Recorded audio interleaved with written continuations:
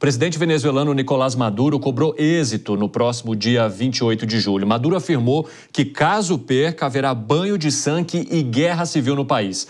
Álvaro Noceira vai trazer os detalhes para a gente a partir de agora. O que mencionou então Nicolás Maduro? Ele pede que o povo transforme essa na maior eleição que ele já teve? Hein, Álvaro? Conta para a gente. Bem-vindo, boa noite. Exatamente, Cine. Boa noite para você. Boa noite a todos que nos acompanham no Jornal Jovem Pan. A fala aconteceu em um comício na capital, Caracas. Maduro disse que, se não ganhar as eleições, pode acontecer um banho de sangue. Ainda no discurso, Maduro diz que quanto mais contundente for a vitória, maior a garantia de paz para o povo venezuelano. Marina Corina Machado fez uma denúncia hoje, dizendo que vem sofrendo ameaças e atos de vandalismo. Ela que estava liderando a pesquisa eleitoral quando foi impedida de concorrer em janeiro deste ano. E o governo brasileiro ainda não se manifestou sobre as falas de Maduro. Cine. Álvaro, já falamos um pouquinho também sobre a Argentina, mas antes eu queria conversar aqui com o professor novamente para falar e repercutir esse discurso, né, de Nicolás Maduro. Diante da situação que o país enfrenta e de vários eixos que Nicolás Maduro tinha antes como uma forma de prender esses eleitores e que foram se esvaindo ao longo dos últimos anos, agora ele lança uma espécie de ameaça. Haverá banho de sangue, haverá guerra civil. Como é que o senhor avalia essa ameaça feita a essa população e a esse eleitor, professor? Você sabe que na política você pode amealhar votos pelo temor e pelo amor, não é? Então são as duas perspectivas que você tem. Alguns líderes, Chávez, por exemplo, inicialmente era um líder amado pela população, justamente em razão das reformas que ele implementou na Venezuela, em razão da falta de apoio, de mecanismos e de políticas sociais. Agora, não há dúvida de que Maduro já está há muito tempo no poder e, de fato, a situação do povo venezuelano vem deteriorando já há bastante tempo.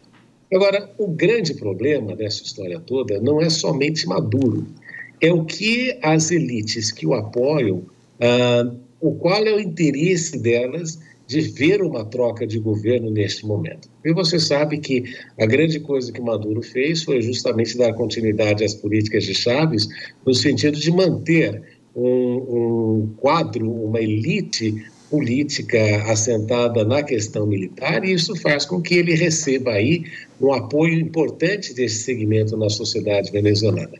Agora, o país enfrenta uma deterioração, isso é evidente, nós temos observado há bastante tempo, nós vemos a pobreza crescendo de uma forma até quase irreversível, nós vemos a Venezuela desperdiçando a riqueza do petróleo, justamente não aproveitando as oportunidades que tem.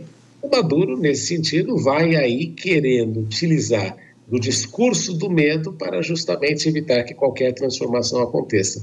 Mas mesmo que você tenha aí um cenário eleitoral em que ele viesse a perder, para você tirar Maduro do poder, você tentar limpar o cenário eleitoral, a estrutura estatal que foi montada desde que Chávez ascendeu ao poder, vai tomar muito tempo. Então, qualquer administrador que vier posteriormente também vai enfrentar enormes dificuldades de natureza administrativa em razão de ele ter aí controlado a máquina e controlar a máquina por mais alguns anos. Professor, eu só quero trazer mais uma camada e analisar com o senhor, né, que são os posicionamentos de países aqui da América do Sul, os vizinhos da Venezuela. O senhor acha que está faltando um discurso mais contundente, inclusive do Brasil, diante dessa escalada de ameaças de, entre aspas, boicotar, né, o processo eleitoral venezuelano, ou os recados que Maduro vem dando nesse sentido?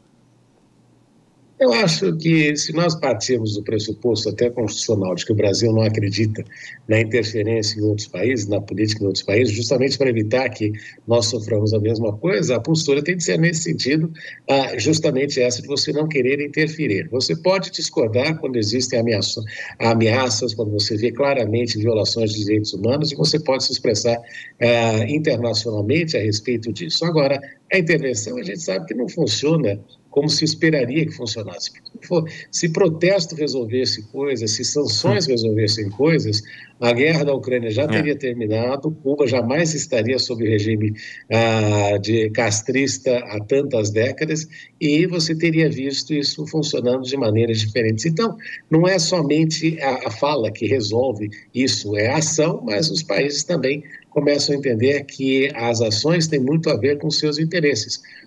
Você há de se recordar que o governo Biden foi um dos que mais quis sancionar a Venezuela, e quando teve problema de petróleo, foi um dos primeiros a querer baixar as sanções, justamente para poder comprar petróleo venezuelano. Então, esta questão de você falar uma coisa no momento e depois alterar, esta questão de uma duplicidade de valores, dois pesos, duas medidas, isso é o que deteriora realmente a imagem de um país. Então, você condenar a Venezuela nesse processo todo não vai resolver a situação. Professor Marcos Vinícius de Freitas, obrigado pela conversa. Até a próxima. Um grande prazer conversar com vocês sempre.